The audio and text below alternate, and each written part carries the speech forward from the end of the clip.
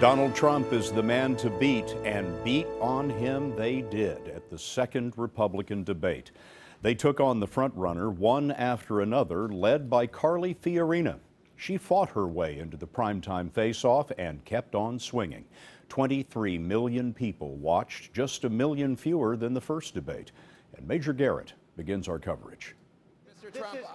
Donald Trump clashed early on with former Florida Governor Jeb Bush. He wanted casino gambling in Florida. I didn't want Yes, you did. Totally false. You wanted it, and you didn't get it because I was Trump and former Hewlett-Packard CEO Fiorina dissected each other's business careers. The company is a disaster and continues to be a disaster. You ran up mountains of debt as well as losses using other people's money, and you were forced to file for bankruptcy not once, I never filed not for twice, bankruptcy. 4 times, a record 4 times. Why should we trust you to I'll tell you manage why. the It's very finances simple. of this nation?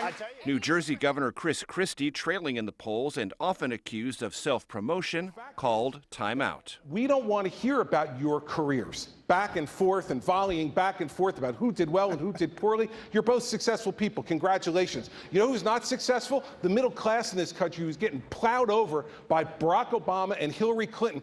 On foreign policy, Bush came to his brother's defense when Trump said it was President George W. Bush's Iraq War that led to the election of Barack Obama. Because it was such a disaster those last 3 months that Abraham Lincoln couldn't have been elected. You know what?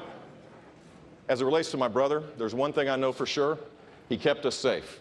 When Trump said he's too busy to know the finer details of Middle East politics, Florida Senator Marco Rubio echoed other GOP critics by suggesting Trump isn't prepared to be commander-in-chief.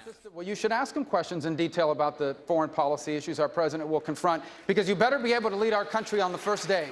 But it was Fiorina who scored the night's most memorable moment when asked if she bought Trump's explanation that he was talking about her persona when he said in an interview, "Look at that face. Would anyone vote for that?" I think women all over this country heard very clearly what Mr. Trump said. When the conversation turned to substance and policy details, there was a stretch of time, more than 35 minutes, where Donald Trump just watched, saying nothing. Now, he wasn't asked a question, but he didn't interject either. Scott, it was a rare sequence in this campaign where Trump wasn't trying to drive the conversation, and it lent credence to the criticism that he may not know enough to be an effective president. Major Garrett in our Los Angeles newsroom tonight.